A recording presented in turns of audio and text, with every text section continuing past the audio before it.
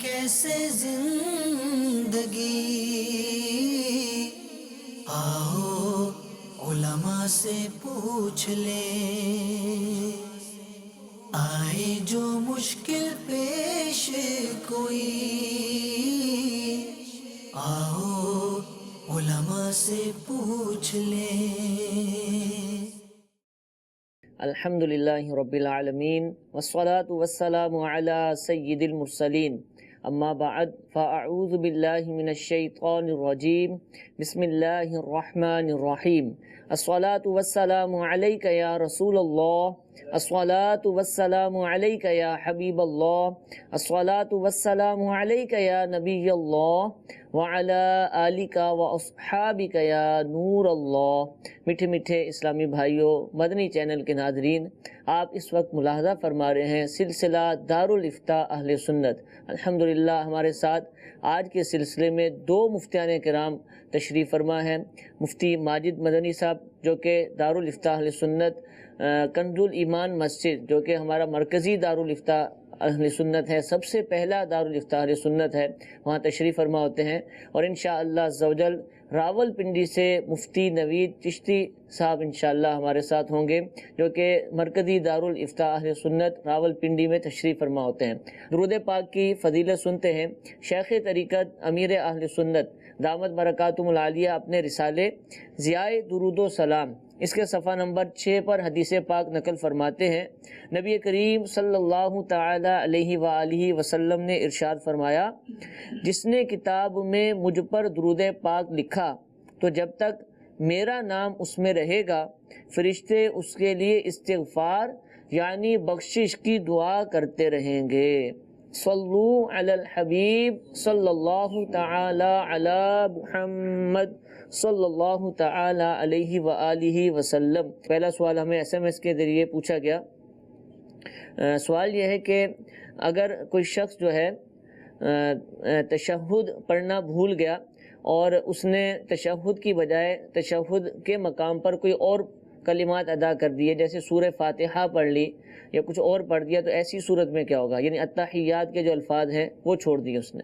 الحمدللہ رب العالمین والصلاة والسلام علی سید الانبیاء والمرسلین، اما بعد فاعوذ باللہ من الشیطان الرجیم، بسم اللہ الرحمن الرحیم۔ دیکھیے، جب تشہد پڑھنی ہے تو تشہد کی جگہ پر تشہد ہی پڑھی جائے گی، ٹھیک ہے؟ یہ مقام ثنا ہے اور یہاں پر تشہد کی ادائیگی ہی کی جائے گی۔ ایک تو جیسے آپ نے مثال دی کہ اگر کسی نے تشہد کی جگہ پر سورہ فاتحہ پڑھی تو اب شرعی حکم کیا ہوگا؟ اگر کوئی شخص تشہد کی جگہ پر سورہ فاتحہ پڑھتا ہے تو چونکہ قرآن مجید فرقان حمید کی جو تلاوت ہے وہ پوری نماز کے اندر فقط قیام میں اس کی اجازت ہے، ٹھیک ہے؟ کسی دوسرے مقام پر اگر قرآن مجید فرقان حمید کی تلاوت کریں گے تو ایسی صورت میں سجدہ سہو لازم ہوگا۔ ٹھیک ہے۔ ایک تو اس بنا پر بھی سجدہ سہو لازم ہوگا کہ تشہد کی ادائیگی ہی نہ ہوئی، تشہد نہ پڑھی، اور دوسرا اس اعتبار سے بھی سجدہ سہو لازم ہوگا کہ اس نے تشہد کی جگہ پر فاتحہ پڑھی، قرآن پاک کی تلاوت کی، اور پوری نماز میں قیام کے علاوہ کسی بھی اور جگہ پر اگر تلاوت قرآن پاک کریں گے تو ایسی صورت میں سجدہ سہو لازم ہوگا۔ تو اگر ایسا ہو گیا ہے تو سجدہ سہو کے ساتھ نماز مکمل ہو جائے گی۔ ہاں، اگر سجدہ سہو بھی نہ کیا تو پھر نماز کو جو ہے وہ دوبارہ پڑھنا پڑے گا۔ جیسے اس نے نا تشہد کے بجائے سورہ فاتحہ پڑھ لی، لیکن اس کو احساس ہی نہیں ہوا کہ میں نے سورہ فاتحہ پڑھی، وہ اپنے تئیں صحیح سمجھ رہا ہے اور نماز مکمل کر لی، اب اس کو لگتا ہے کہ یار غلطی ہوئی ہے، تو اب وہ دوبارہ پڑھے گا نماز۔ اب دوبارہ نماز پڑھے گا کیونکہ سجدہ سہو نہیں کیا۔ ہاں، سجدہ سہو کی ایک صورت یہ بھی ہے کہ ابھی نماز کی کیفیت میں تھا، سلام پھیر دیا، ابھی نماز کے منافی کوئی عمل نہیں کیا، اب اس کو یاد آ گیا کہ مجھ سے غلطی ہوئی ہے، تو اب بھی سجدہ سہو کر کے اپنی نماز مکمل کر سکتا ہے۔ ٹھیک ہے جی، پہلی کال سلسلے میں شامل کرتے ہیں، دیکھتے ہیں ہم سے کیا پوچھا گیا۔ جی، اسلام آباد سے بات کر رہا ہوں۔ مدینہ شریف میں گئے تھے، وہاں پہ فرش پہ گری ہوئی ہمیں تسبیح ملی تھی۔ میں مفتی صاحب کی بارگاہ میں سوال عرض کر رہا ہوں کہ اس تسبیح کا ہم کیا کریں، یہ جواب اس کا ارشاد فرمائیے۔ جی، مدینہ پاک کی حاضری نصیب ہوئی، تسبیح ملی، تو اب مدینہ سے ملی ہے تو اب اس کا کیا کیا جائے؟ دیکھیں، گری پڑی چیز اس کو لقطہ کہا جاتا ہے شرعی طور پر، اب چاہے وہ حرمین طیبین سے ملی ہو یا کسی بھی جگہ سے ملی ہو، اس کا جو شرعی حکم ہے اس کے اوپر ہی عمل کرنا ہوگا۔ ٹھیک ہے۔ بعض چیزیں ایسی ہوتی ہیں کہ معمولی چیزیں ہوتی ہیں، لوگ اس کو تلاش نہیں کرتے. مثال کے طور پر کسی کی ایک تسبیح ہے، بہت زیادہ کاسٹلی نہیں ہوتی، مہنگی نہیں ہوتی، تو اب تسبیح کسی کی گر گئی تو اب اس کو تلاش کرنے کے لیے ڈھونڈتا نہیں پھرے گا. ٹھیک ہے. تو ایسی صورت میں شرعی حکم یہ ہے کہ وہ آپ کسی بھی شرعی فقیر کو، یعنی جو شخص زکوٰۃ کا مستحق ہے، اس کو آپ دے سکتے ہیں. ٹھیک ہے. ہاں کوئی مہنگی چیز ہو جس کے متعلق معلوم ہے کہ جس کی ہے وہ ڈھونڈتا رہے گا اور تلاش کرنے کی کوشش کرے گا، تو اس کے لیے پھر مختلف چیزوں کے اعتبار سے مختلف احکام ہیں، مختلف ویلیوز کے اعتبار سے مختلف احکام ہیں کہ اس کو اس کی تشہیر کرنی پڑے گی، لوگوں تک بات پہنچانی پڑے گی. جس جگہ سے ملی ہے وہاں اس کو اپنے طور پر جیسے جیسے تشہیر کر سکتا ہے اس کو تشہیر کرنا ہوگی، اس کی نشانے وغیرہ بتا کر، تاکہ جس شخص کی ہے وہ آئے اور اس سے آ کر وصول کر لے. اچھا حضور، اب جیسے مدینہ شریف میں ملی، مدینہ پاک میں ہم حاضر ہوتے ہیں، جیسے پاکستان سے کوئی جاتا ہے تو چند دن کا ویزا ہوتا ہے اور اب اس کے آخری ایام ہیں اور آپ فرما رہے ہیں کہ وہیں تشہیر کریں، لیکن اب اس کے لیے ممکن نہیں ہے، تو کیا اب یہ لا سکتا ہے ساتھ؟ اور اس کو پتہ ہے کہ ایک ایسی چیز ہے اس کو اتنا زیادہ کوئی تلاش بھی نہیں کرے گا، تو اگر یہ لے آئے پاکستان میں اور پاکستان میں لا کر ہی کسی شرعی فقیر کو دے دے، کیا یہ ٹھیک ہے، یا اس کو پھر وہاں کسی کو دے کر آنا پڑے گا کہ بھائی ملی تھی مجھے اور آپ اس کی تشہیر کریں، جیسے ہی ملے تو اس کو دے دینا؟ کیا ہوگا یہ؟ دیکھیے اس کے متعلق تو میں نے پہلے ہی بتایا ہے، جو تسبیح ہے یہ ایک جو ہے کاسٹلی نہیں ہے، مہنگی نہیں ہوتی. اس کے متعلق تو معلوم ہے کہ کوئی بھی شخص ڈھونڈتا ہوا واپسی آئے گا نہیں، وہ چلا گیا ہے، گر گئی ہے تو وہ جا کر نہیں لے لے گا. تو اس کے متعلق تو شرعی حکم یہی ہے کہ اس کو بغیر تشہیر کیے بھی کسی بھی شرعی فقیر کو یہ دے سکتا ہے. اس میں تو کوئی حرج نہیں ہے، چاہے وہیں دے دے چاہے پاکستان میں آ کر دے دے. اس کے علاوہ جو بہت مہنگی اشیاء ہوتی ہیں ان کے متعلق شرعی حکم یہی ہے کہ اس کی جس طرح ممکن ہو سکے یہ تشہیر کرے اور پوری کوشش کرے کہ وہ چیز مالک تک پہنچ جائے. ٹھیک ہے. ٹھیک ہے. مدنی چینل کے ناظرین، جیسا کہ ہم نے سلسلے کے شروع میں عرض کیا کہ الحمدللہ 2 مفتیان کرام ہمارے ساتھ موجود ہیں. مفتی نوید چشتی صاحب جو کہ مرکزی دارالافتاء اہل سنت راول پنڈی میں تشریف فرما ہیں، وہیں سے ہمارے ساتھ ہیں. انشاءاللہ اب اگلی کال ہم مفتی صاحب سے پوچھتے ہیں، کال چلاتے ہیں ان کے لیے اور دیکھتے ہیں کہ ان سے کیا سوال کیا گیا. جی حضور. مفتی صاحب کی بارگاہ میں سوال عرض یہ ہے کہ کچھ لوگوں کے پاس اتنا مال ہوتا ہے کہ وہ پرائیویٹ میں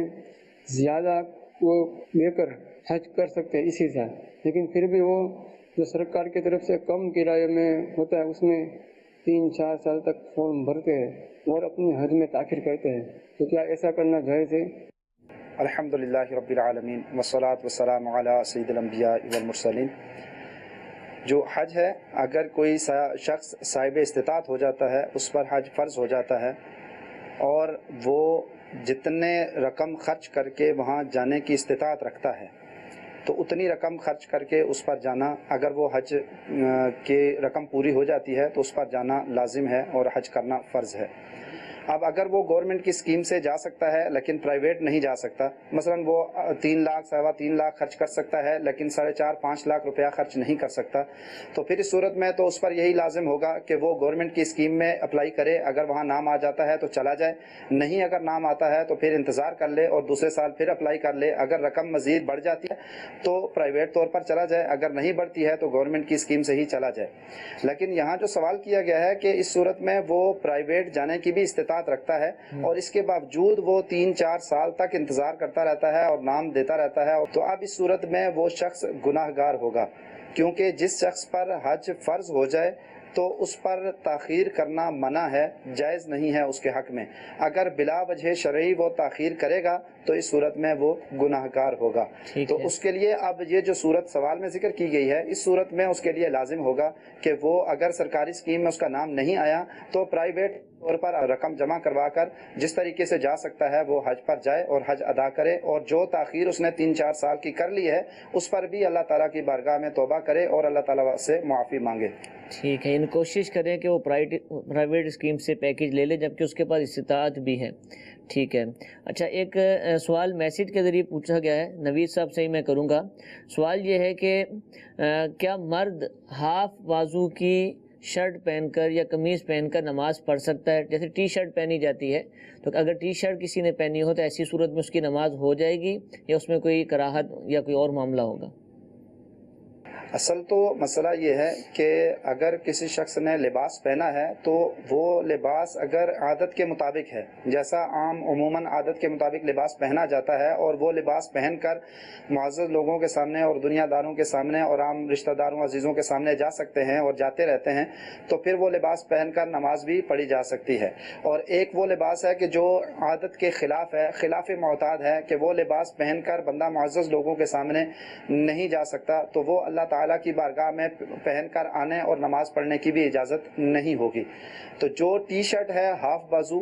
یہ عام روٹین کے مطابق پہنی جاتی ہے اور عام لوگوں کے سامنے بھی اس میں جانے میں کوئی حرج یا عار نہیں سمجھی جاتی۔ تو اس صورت میں یہ پہن کر اگر کوئی نماز پڑھتا ہے تو اس کی نماز بلا کراہت ہو جائے گی، نماز میں کوئی گناہ یا حرج کی بات نہیں ہوگی۔ لیکن بہتر ہے اگر کوئی کسی کے پاس پوری آستین والی شرٹ موجود ہے یا قمیص وغیرہ موجود ہے تو وہ پہن کر نماز پڑھ لے تو بہتر ہے، لیکن اگر نہیں پہنتا اسی طریقے سے نماز پڑھتا ہے تو تب بھی نماز ہو جائے گی۔ ٹھیک ہے حضور۔ اچھا حضور، ایک اور میسیج ہے، میں آپ سے سوال کرنا چاہوں گا۔ سوال یہ ہے کہ کیا طلاق ہو جانے کے بعد عدت کے کوئی پیسے بھی دینے ہوتے ہیں؟ کوئی ہے ایسے کوئی پیسے عورت کو ادا کرنے عدت کے حوالے سے، یا بس کوئی اور معاملہ کرنا ہوتا ہے؟ جی بالکل شرعی حکم ہے کہ شوہر جب طلاق دے گا ٹھیک ہے تو عدت کے جو ایام ہیں شوہر پر لازم ہے کہ عورت کو نان نفقہ بھی دے گا، ٹھیک ہے، اس کا اور خرچہ اس کو جو خرچہ ہے اس کا وہ بھی دے گا، اور اس کو رہائش وغیرہ بھی دے گا۔ ٹھیک ہے۔ ہمارے ہاں عمومی طور پر ہوتا ایسا ہی ہے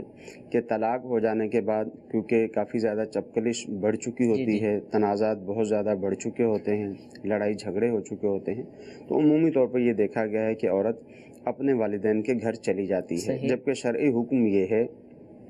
کہ شوہر پر یہ لازم ہے کہ اسی اپنے گھر کے اندر پردے کے اندر عورت کے لیے ایسا اہتمام کرے کہ عورت وہیں پر اپنی عدت مکمل کرے۔ ٹھیک ہے۔ یوں شوہر کی طرف سے اس کو رہائش بھی مل جائے گی، اور اس کے جو دیگر اخراجات وغیرہ ہیں وہ بھی شوہر جو ہے وہ وہیں رہتے ہوئے کرتا رہے گا۔ ٹھیک ہے۔ ہم بعض صورتیں ایسی ہوتی ہیں کہ عورت تو وہاں رہ کر عدت گزارنا چاہتی ہے،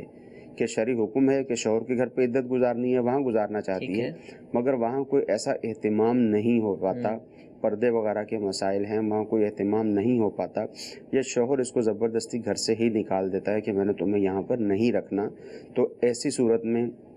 شوہر پر لازم ہوگا کہ وہ عدت کا خرچہ دے، جو بھی نان نفقہ ہے، جو بھی خرچ بنتا ہے وہ مختلف لوگوں کے اعتبار سے مختلف ہوتا ہے، ٹھیک ہے، تو خرچ شوہر پر دینا لازم ہوگا۔ ہاں اگر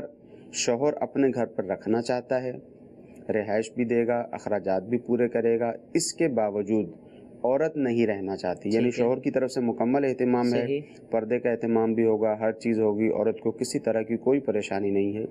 اس کے باوجود عورت کہتی ہے کہ مجھے یہاں پر نہیں رہنا، میں والدین کے گھر جا کر ہی رہوں گی، تو ایسی صورت میں عورت کا جو نان نفقہ ہے اب طلاق دینے والے پر لازم نہیں ہوگا۔ ٹھیک ہے۔ تو حضور آپ کا ماشاءاللہ کافی تجربہ ہے، اور کئی سالوں سے آپ دارالفتہ اہل سنت میں تشریف فرما ہوتے ہیں، اور عدت کے بھی مسائل آتے ہوں گے اس کے حوالے سے، تو کیا ایسا ہے کہ جو شرعی مسئلہ ہے، جو درست مسئلہ ہے کہ عورت مرد کے گھر میں عدت گزارے گی، تو ایسا آپ نے کبھی دیکھا ہے کہ واقعہ ہو کہ اس نے گزاری ہو، یا اس حوالے سے کسی نے پوچھا ہو اور اس پر عمل کرنے کی کوشش کی ہو، یا بس اب ایسا لگتا نہیں کہ اس زمانے میں ایسا ہوتا ہو؟ کیا ہے ایسا؟ یہ انہی جگہوں پر ہوتا ہے یا انہی گھروں میں ایسا ہوتا ہے کہ جہاں پر جو ساس سسر ہیں بہو کے ساتھ ان کے اچھے تعلقات ہوتے ہیں، ٹھیک ہے، اور شوہر جو ہے وہ اپنی کسی غلطی کی بنا پر یا اپنی کسی ناراضگی کی بنا پر، یا شوہر کا ہی فقط اپنی جو ہے وہ بچوں کی امی کے ساتھ جھگڑا ہوتا ہے، دیگر افراد کا اس کے ساتھ کوئی جھگڑا نہیں ہوتا، تو وہاں پر ایسی کیفیت ہوتی ہے کہ جو ساس سسر ہیں وہ یہ چاہتے ہیں کہ ہماری بہو عدت کے ایام جو ہے ہمارے گھر پر ہی گزارے، یعنی اس طرح کی کیفیت ہوتی ہے کہ یہاں تھوڑا سا امن ہوتا ہے، ورنہ اکثر صورتحال یہی ہوتی ہے کہ امن کی صورت بالکل بھی نہیں ہوتی، شدید لڑائی جھگڑا ہو چکا ہوتا ہے، دونوں فیملیوں کا آپس میں لڑائی جھگڑا ہو چکا ہوتا ہے، ادھر کے ماں باپ بھی، ادھر کے ماں باپ بھی، بہن بھائی بھی، سب کا آپس میں جھگڑا ہو چکا ہوتا ہے، تو جب ایسی کیفیت ہو جاتی ہے تو پھر اس کے اوپر عمومی طور پر عمل نہیں کیا جاتا، مگر حکم شرعی پھر بھی یہی ہے، حکم شرعی اس صورت میں تو ہے ہی نہیں، ظاہر ہے جب طلاق ہوگی تو تنازع تو ہوں گے، آپس میں چپکلش بھی ہوگی، لڑائی جھگڑا بھی ہوگا، دلوں میں کدورت بھی بعض اوقات پیدا ہو جاتی ہے، یہ چیزیں تو اپنی جگہ پہ ہوں گی، اس کے باوجود شریعت کا حکم یہی ہے کہ عورت اپنے شوہر کے گھر پر عدت گزارے گی. ٹھیک ہے. تو چاہے جتنا بھی جھگڑا ہو جائے، جتنے بھی آپس میں اختلافات ہوں، ظاہر طلاق ہوگی تو اختلاف ہی ہوگا، جتنے بھی اختلافات ہو جائیں، جتنی بھی آپس میں دوریاں ہو جائیں، شریعت کا جو حکم ہے اس کو فالو کرنا چاہیے، اس پر عمل کرنا چاہیے. کہ شوہر نے طلاقیں دے دی ہیں، 3 طلاق دے چکا ہے، اب عورت جو ہے وہ شوہر کے گھر پر ہی عدت گزارے، وہاں اس کا باقاعدہ پردے وغیرہ کا اہتمام کیا جائے، اور اہتمام کر کے جب اس کی عدت کمپلیٹ ہو جائے، عدت پوری ہو جائے، پھر وہ اپنے والدین کے گھر جائے. اچھا حضور، جیسے آپ نے فرمایا کہ طلاق ہوتی ہے اور چپکلش ہوتی ہے تو طلاق ہوتی نہیں، اختلافات ہیں تو تب طلاق ہے. خوشی میں تو شاید ہی کوئی واقعہ ایسا ہو کہ خوشی خوشی میں طلاق ہوئی ہو، کہ خوش باش ہیں، اچھا رہتے ہیں اور لیکن پھر بھی الگ ہو جائیں. تو طلاق کسی تکلیف دہ مرحلے کے بعد ہی ہوتی ہے، لیکن یہ تو میاں بیوی کے اندر ہی معاملہ ہوتا ہے نا. تو کیا شریعت کا کوئی ایسا مزاج ہے کہ طلاق ہو تو چلے ان کی تو جدائی ہوئی، کہ جو زوجیت کے معاملات تھے یا میاں بیوی کے تعلقات تو سب ختم ہو گئے، لیکن ان دونوں کے جو خاندان ہیں ان کی بھی دوریاں ہو جائیں، کیونکہ کئی شادیاں ایسی ہوتی ہیں کہ جو خاندانوں میں ہی ہوتی ہیں، اور جیسے کزنز ہیں ان کے بچوں کی آپس میں شادی ہوگی، یا وہ خالہ ہے، وہ اس کا چچا ہے، آپس میں تعلقات بھی ہیں، لیکن جیسے ہی طلاق ہوئی اور لڑکی الگ اپنے گھر میں، لڑکا اپنے گھر میں، اور وہ خاندان بھی بالکل الگ ہو گئے. تو کوئی ایسی بھی تعلیمات ملتی ہیں کہ ایسا ہی ہونا چاہیے، یا شریعت نے، اسلام نے اس کے خلاف حکم ارشاد فرمایا؟ دیکھیں، شریعت کا ایسا مزاج بالکل بھی نہیں ہے. ٹھیک ہے. بلکہ طلاق کوئی ایسی چیز نہیں ہے کہ بالکل قطعی طور پر یہ ہو ہی نہیں سکتی، بلکہ حکم شریعت یہی ہے کہ نکاح ہوا ہے، شادی ہوئی ہے، اب میاں بیوی رہتے ہیں آپس میں. اب لڑائی جھگڑا اس حد تک پہنچ جائے کہ ان کو پتہ ہے کہ ہم اللہ عز و جل کی جو حدود ہیں ان کو قائم رکھتے ہوئے ہم ایک دوسرے کے ساتھ نہیں رہ سکتے.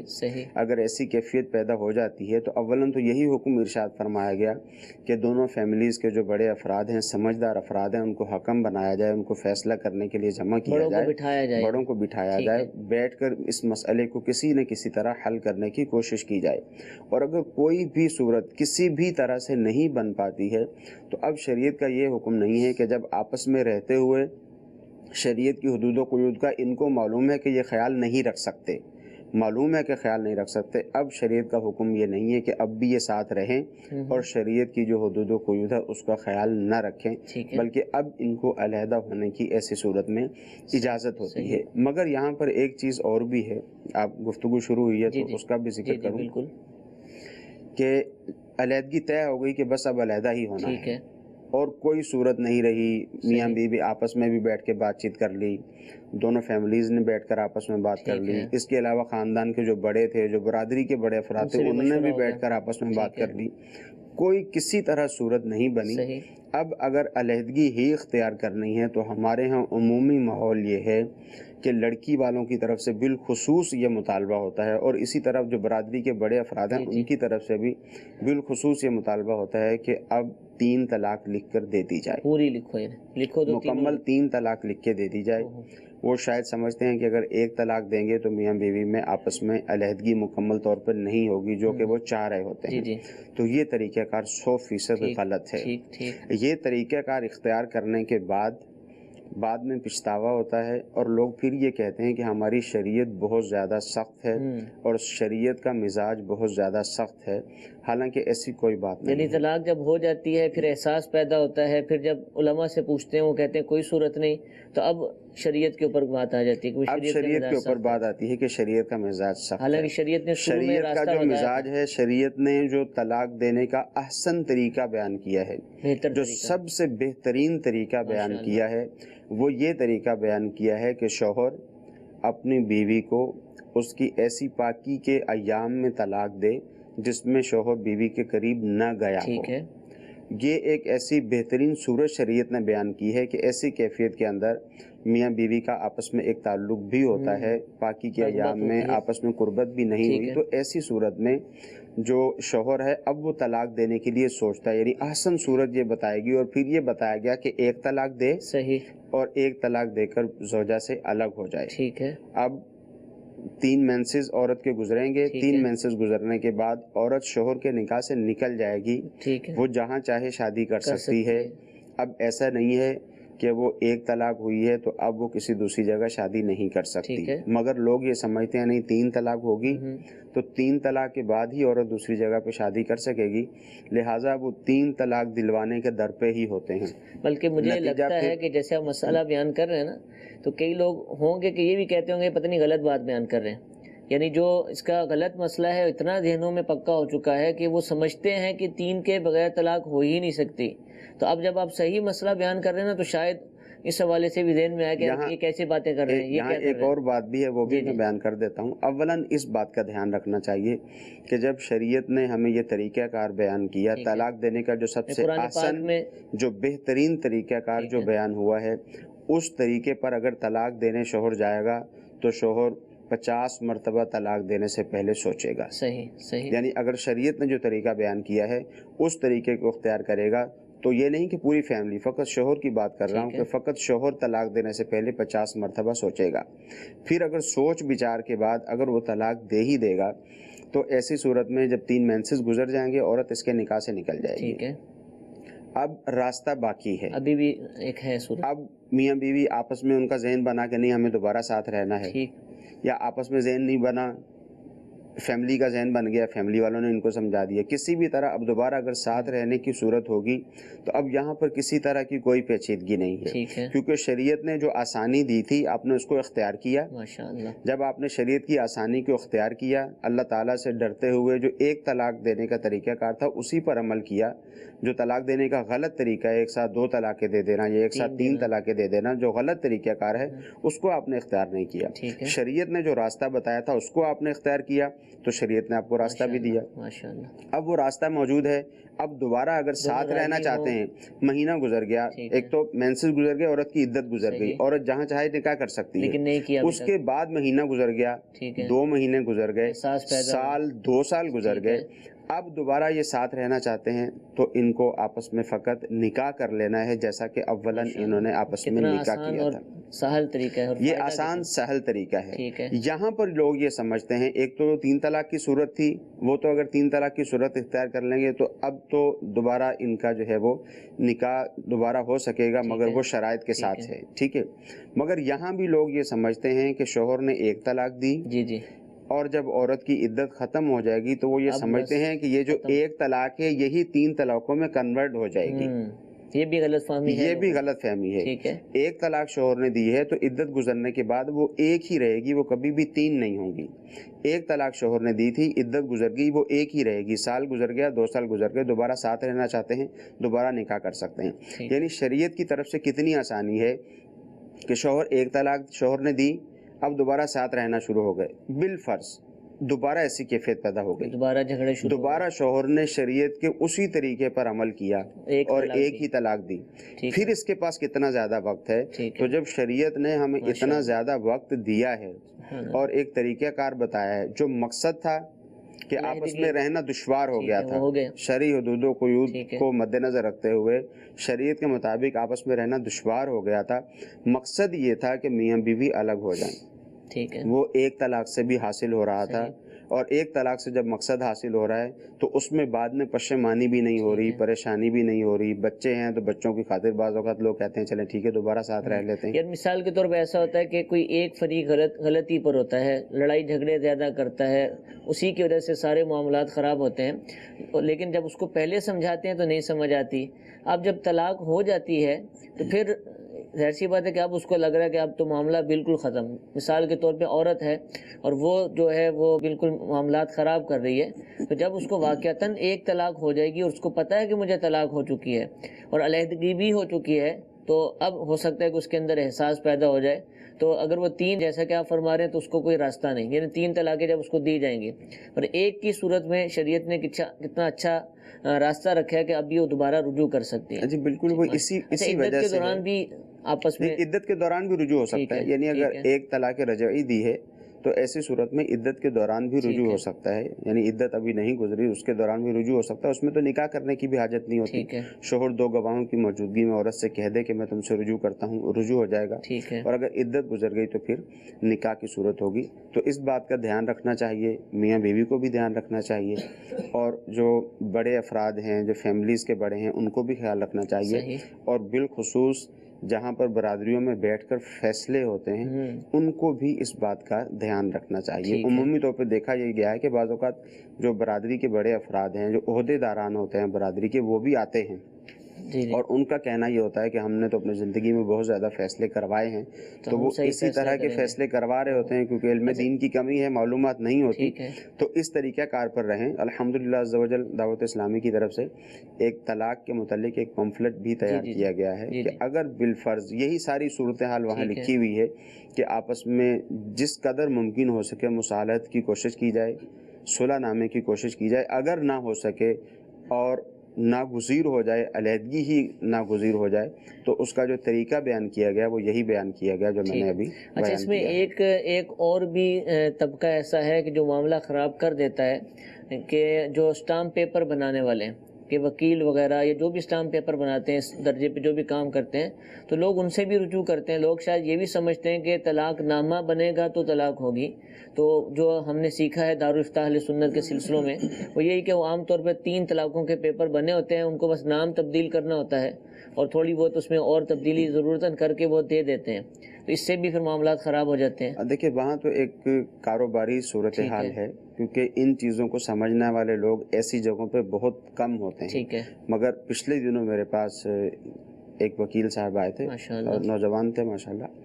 تو وہ ان باتوں کو سمجھتے تھے اور دعوت اسلامی وہ سمجھتے بھی اسی اعتبار سے تھے کہ ان کا دعوت اسلامی کے ساتھ جو ہے وہ اٹھنا بیٹھنا تھا. تو وہ مجھے بتا رہے تھے کہ میرے پاس اگر کوئی بھی شخص آتا ہے تو اس کو میں یہی والا طریقہ باقاعدہ اس کو بتاتا ہوں کہ اگر آپ علیحدگی ہی اختیار کرنا چاہتے ہیں پہلے تو سمجھاتے ہیں. اور انہوں نے مجھے یہ بھی میرے سامنے بیان کیا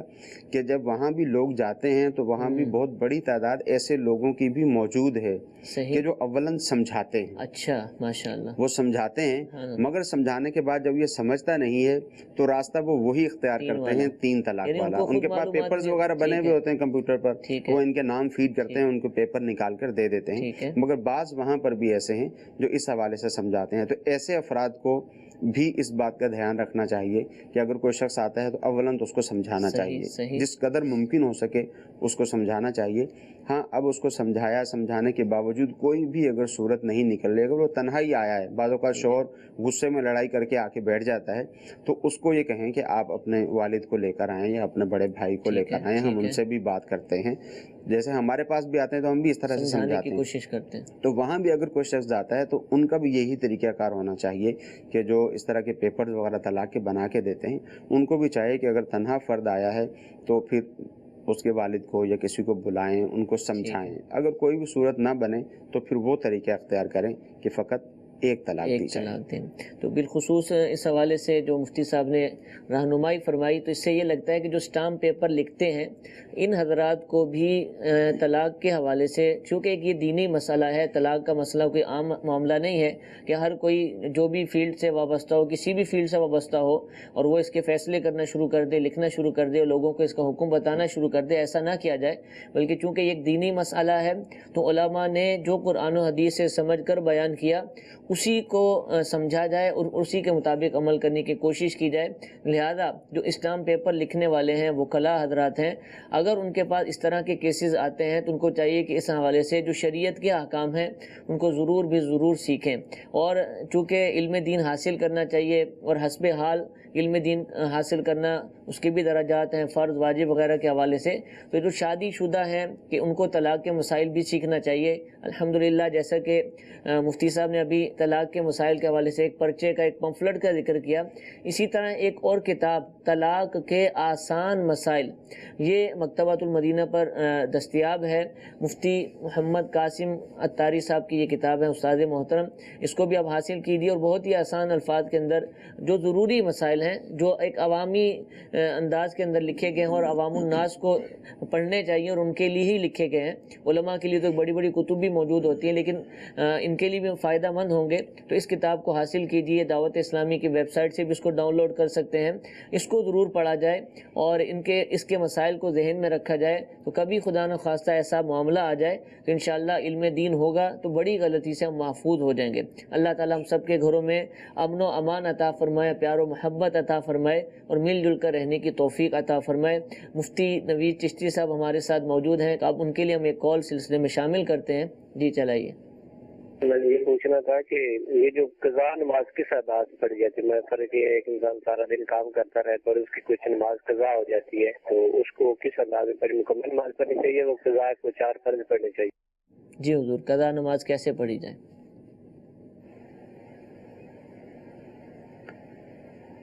میں اس کا جواب پیش کر دیتا ہوں۔ اس سے پہلے الحمدللہ آپ نے جو گفتگو فرمائی وہ اسلامی بہنوں کے لیے اور اسلامی بھائیوں کے لیے اور جتنے بھی شادی شدہ افراد ہیں ان کے لیے ماشاءاللہ بہت پیارے مدنی پھول عطا فرمائے ہیں۔ یہ ہر ایک اسلامی بھائی کو سننے بھی چاہیے اور دوسروں تک پہنچانے بھی چاہیے۔ تو میں صرف اس میں 1-2 چیزیں مزید ایڈ کر دیتا ہوں تاکہ ایک مدنی گلدستہ بنے تو اس کے اندر مزید جو ہے وہ چند پھول جو ہے شامل ہو جائیں۔ ہمارے پاس ابھی 2-3 ہفتوں میں یہ معاملہ تقریباً 4-5 مرتبہ پیش آ چکا ہے کہ اسلامی بھائی آتے ہیں، مسائل پوچھتے ہیں اور اس کے بعد جب طلاق کے مسائل میں پتہ چلتا ہے کہ ان کی 3 طلاقیں ہو چکی ہیں اور اب ان کے لیے اکٹھے رہنے کی کوئی صورت نہیں ہے، تو اس صورت میں اب جب پوری بحث ہوتی ہے، بات ہوتی ہے، تو اس کے بعد وہ شکوہ کرتے ہیں کہ ہمیں یہ مسائل کیوں نہیں سکھائے جاتے، ہمارے علماء یہ مسائل ہمیں کیوں نہیں بتاتے کہ ہمارے مسائل نہیں ہوتے۔ تو ان کو یہ باور کرایا جاتا ہے کہ دیکھیں نکاح کے وقت باقی سارے کاموں کے لیے لوگوں کے پاس بہت وافر مقدار میں وقت موجود ہوتا ہے، لیکن صرف جو نکاح خوان ہوتے ہیں ان کو چند باتیں کرنے کے لیے بھی وقت نہیں دیا جاتا۔ تو اگر نکاح کے اندر یہی صورت رکھ لی جائے کہ صرف عالم دین جو نکاح پڑھا رہے ہیں، نکاح خوان ہیں، ان کو کچھ وقت دے دیا جائے کہ آپ جو نئے نکاح میں منسلک ہو رہے ہیں ان کو چند مسائل آپ نکاح کے حوالے سے اور اس کے بعد رہنے والے تعلق کے حوالے سے، آپس میں باہمی رشتے کے حوالے سے، طلاق کے حوالے سے اور جو ایک دوسرے کی ذمہ داریاں ہیں، حقوق ہیں، ان کے حوالے سے بھی ارشاد فرما دیں تو انشاءاللہ اس سے بہت بہتر ہوگا۔ بہرحال یہ میرے ساتھ تقریباً پچھلے 2-3 ہفتوں میں 3-4 دفعہ ایسا ہو چکا کہ جب اسلام بھائیوں کا ذہن بنایا گیا تو انہوں نے یہ نیت کی اور خود بخود یہ کہا کہ الحمدللہ میں نے یہ نیت کی ہے کہ میں اپنے بچوں کو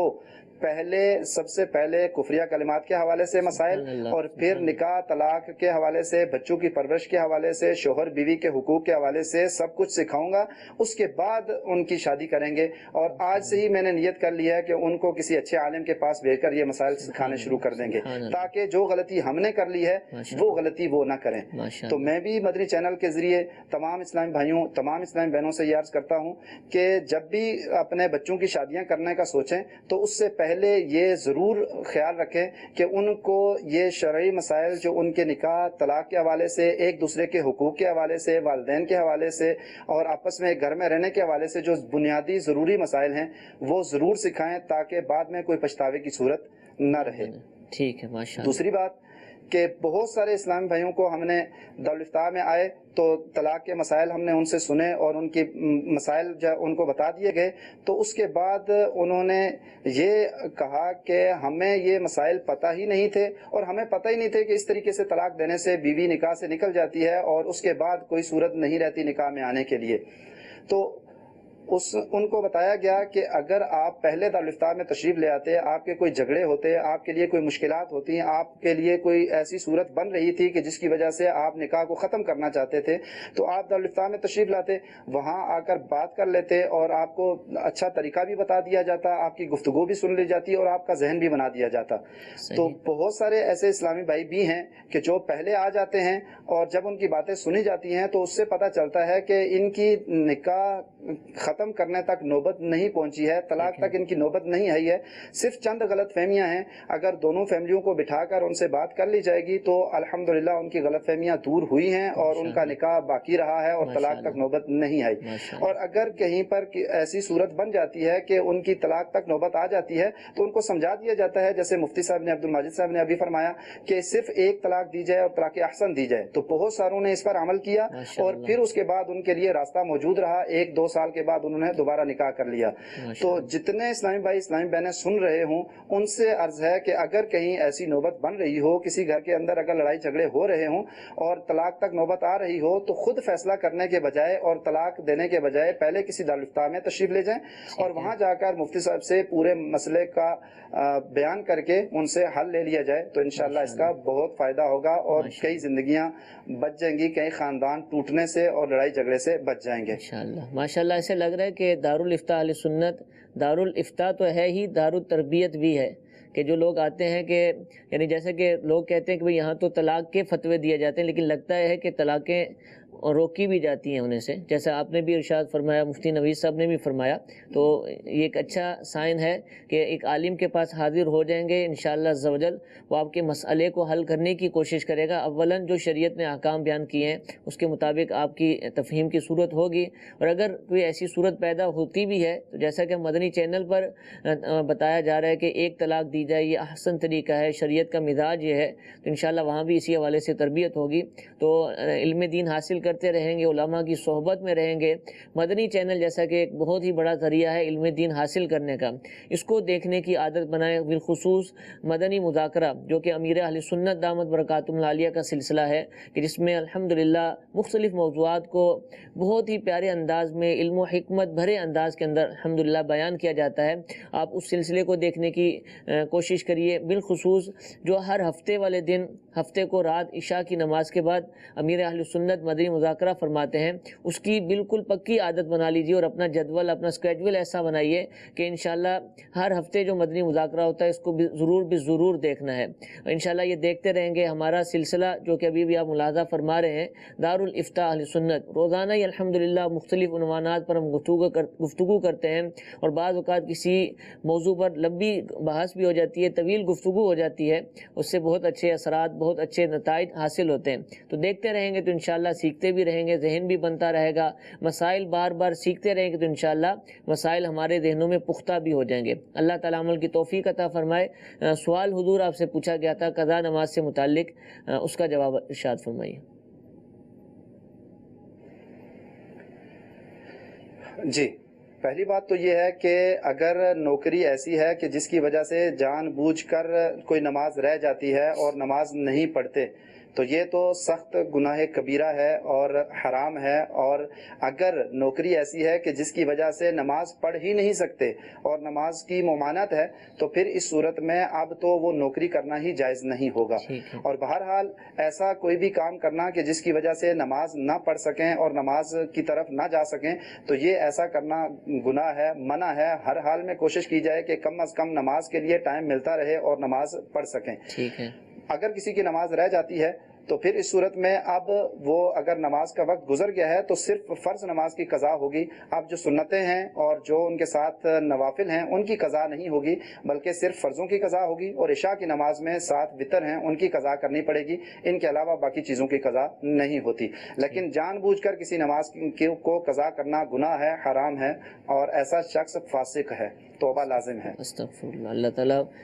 پانچوں نمازیں جماعت کے ساتھ ادا کرنے کی توفیق عطا فرمائے. ایک اور کال سلسلے میں شامل کرتے ہیں. جی، اگر گھر میں کوئی 2 لاکھ روپے ہو اور گھریلو سامان ہو تو آیا کیا اس پہ قربانی واجب ہے؟ جی، سوال اگر نوید صاحب آپ سمجھ پائے ہوں تو جواب ارشاد فرمائیے. جی، اگر کسی شخص کے پاس 2 لاکھ روپیہ ہے اور اس کے اوپر کسی قسم کا کوئی قرض نہیں ہے تو ایسے شخص پر قربانی واجب ہوگی، کیونکہ جو رقم ہے وہ 52.5 تولے چاندی یا اس سے زیادہ ہو جاتی ہے. تو اس صورت میں وہ شخص صاحب نصاب ہے اور اس پر قربانی واجب ہوتی ہے. البتہ اگر اس پر قرض ہے اور قرض نکالنے کے بعد اس کے پاس اتنی رقم نہیں رہتی کہ جو 52.5 تولے چاندی تک پہنچ جائے، اور اس کے پاس حاجت اصلیہ سے زائد سامان، سونا اور زیور وغیرہ اور مال تجارت میں سے کچھ نہیں ہے، تو پھر اس پر قربانی واجب نہیں ہوگی. لیکن جو بظاہر آپ نے صورت بتائی ہے، اس صورت میں چونکہ 2 لاکھ روپیہ ہے تو اس صورت میں ان پر قربانی واجب ہوگی. ٹھیک ہے، ایک اور کال مفتی ماجد صاحب کے لیے سلسلے میں شامل کرتے ہیں. جی، مفتی صاحب سے پوچھنا ہے کہ سورہ قنوت کی جگہ پہ سورہ فاتحہ پڑھ سکتے ہیں یا نہیں نماز وتر میں؟ سورہ قنوت کی جگہ سورہ قنوت انہوں نے کہا، دعائے قنوت کی جگہ سورہ فاتحہ پڑھنا. دعائے قنوت کے اعتبار سے انہوں نے گفتگو کی ہے. دعائے قنوت جب وطر کی نماز ادا کی جاتی ہے تو تیسری رکعت میں سورہ فاتحہ پڑھی، سورہ فاتحہ پڑھنے کے بعد سورت ملائی جاتی ہے اور پھر تکبیر قنوت کہی جاتی ہے. اب اس کے بعد یہاں پر دعائے قنوت پڑھنی ہوتی ہے۔ ٹھیک۔ دعائے قنوت ایک مخصوص دعا ہے، یہاں مراد وہی دعا نہیں ہے، یہاں پر کوئی بھی دعا یہاں پر پڑھی جا سکتی ہے، جو بھی مأثورہ دعائیں ہیں، قرآن مجید فرقان حمید میں وہ دعا موجود ہے یا احادیث طیبہ میں وہ دعا موجود ہے، تو وہ دعا یہاں پر پڑھی جا سکتی ہے۔ ہاں اگر کسی شخص نے یہاں پر سورہ فاتحہ پڑھی اور سورہ فاتحہ دعا کی نیت سے پڑھ دی تو یہ اس کی دعائے قنوت شمار ہو جائے گی۔ ٹھیک ہے۔ تو حضور ایک اور سوال ہے، کئی لوگ اس میں مبتلا ہوتے ہیں اور اس طرح کی چیزیں چل رہی ہوتی ہیں، اسی پہلو میں اسی تناظر میں ایک سوال ہے کہ منگنی ہو گئی ہے اور آپس میں گفتگو وغیرہ کے معاملات ہیں، رابطہ ہے، ٹیلی فون کا دور ہے، موبائل سب کے پاس ہوتا ہے، تو کیا منگیتر سے کسی چیز کی فرمائش کی جا سکتی ہے؟ سوال تو یہ ہے، لیکن اس کے حوالے سے آپ یہ بھی ارشاد فرمائیے کہ کیا گفتگو کا سلسلہ نکاح سے پہلے یا پھر رخصتی سے پہلے کیا جا سکتا ہے؟ دیکھیے شریعت مطالعہ کا حکم یہ ہے کہ جب دونوں خاندانوں میں آپس میں فقط بات چیت ہوتی ہے، رشتہ طے ہو جاتا ہے کہ ہاں ٹھیک ہے ہم رشتہ کریں گے، نکاح نہیں ہوتا، یعنی نکاح بھی نہیں ہوا اور دیگر جو رخصتی وغیرہ کے معاملات ہیں وہ بھی نہیں ہوئے، فقط بات چیت ہوگی کہ ہاں ٹھیک ہے رشتہ کیا جائے گا، تو ایسی صورت میں فقط جو بات چیت ہو جاتی ہے یہاں پر اب شریعت کا حکم یہ ہے کہ اب یہ نہیں کہا جا سکتا کہ یہ آپس میں دونوں میاں بیوی ہو گئے ہیں۔ لوگ یہ کہتے ہیں کہ چلو ٹھیک ہے منگنی ہو گئی، شادی تو ان کی ہو ہی جانی ہے، تو اب آپس میں بات کرنے کی اجازت ہے، مل جل لیں گے تو ایک دوسرے کو سمجھ لیں گے، تھوڑا سا ہم آہنگی ہو جائے گی، تو کیا ہے؟ جبکہ اس کا الٹ نقصان ہی ہوتا ہے۔ دیکھیں بات یہ ہے کہ ایک تو بات ہمارے ذہن میں آتی ہے کہ ٹھیک ہے انہوں نے آگے پوری اپنی زندگی گزارنی ہے، آپس میں ایک دوسرے کا مزاج دیکھ لیں گے کہ مزاج کیسا ہے، کیسی کیفیت ہے، یہ تو ایک ہمارے ذہن کی بات ہے۔ ٹھیک ہے، ہم نے دیکھنا ہے شریعت کا حکم، اور شریعت ہمیں یہاں پر اس بات سے منع کرتی ہے کہ ان کو آپس میں گفتگو کرنے کی اجازت نہیں ہے۔ ٹھیک ہے، اور جو ایک ہمارا ذہن ہے، عام طور پر لوگوں کا ذہن ہے کہ آپس میں مزاج کا پتہ چل جاتا ہے، تو مزاج کا بعض اوقات ایسے پتہ چلتا ہے کہ وہ جو ہے وہ بعض اوقات لڑائی جھگڑے بڑھ جاتے ہیں،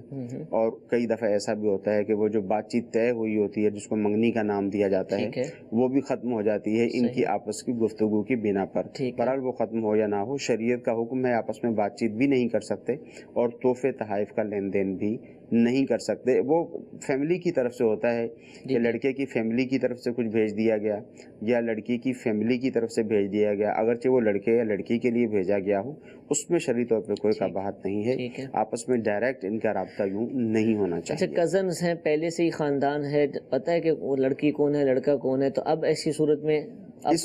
صورت میں بھی اجازت نہیں ہوگی۔ وہ دیکھیں بات یہ ہے کہ اب جب ہم تھوڑا سا پیچھے چلے گئے تو پیچھے بھی جو طریقہ کار اختیار کیا گیا ہے وہ بھی تو شریعت کے خلاف ہے، کہ کزنز ہیں اور کزنز میں کہتے ہیں ٹھیک ہے کوئی مسئلہ نہیں ہے، کوئی پردے کی ضرورت نہیں ہے، گھومیں پھریں کھائیں پھریں، کوئی مسئلہ نہیں ہے، تو اس کو بھی مد نظر رکھنا ہے۔ وہ پہلے بھی غلط ہی تھا، وہ اب بھی غلط ہی رہے گا۔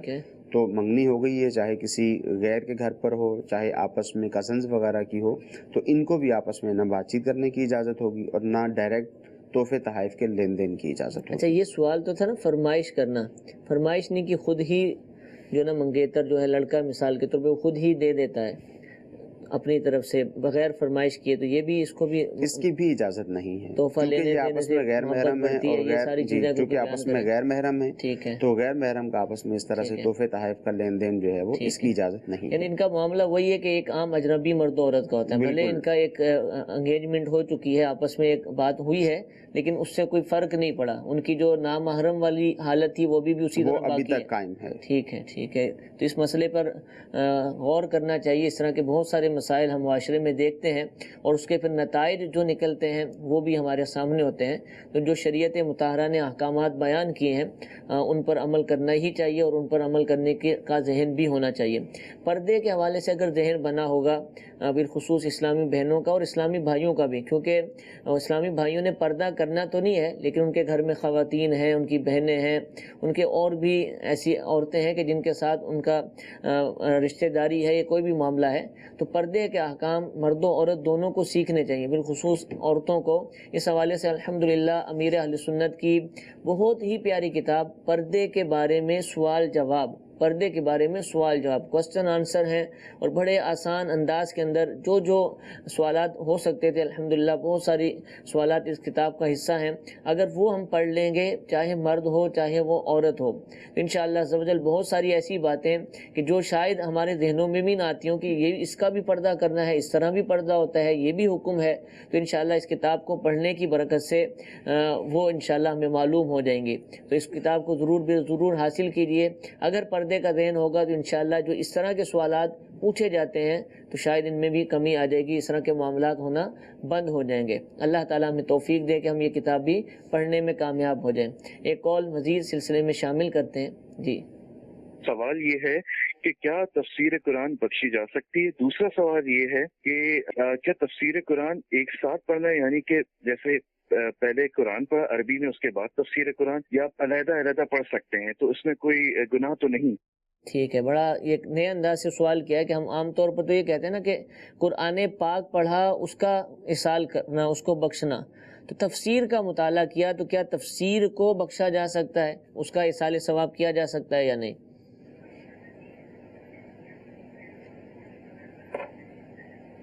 تو اس کے لیے یہ ہے کہ جو بھی ثواب کا کام ہے،